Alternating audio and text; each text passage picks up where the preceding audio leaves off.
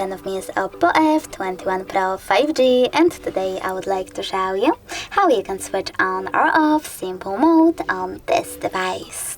You need to start by accessing settings and scrolling all the way down. Now tap on special features and click on simple mode. After that you need to click on enter simple mode and wait.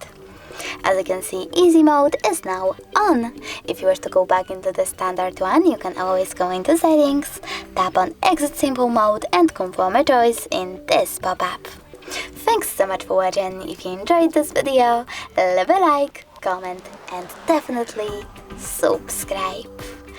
Bye!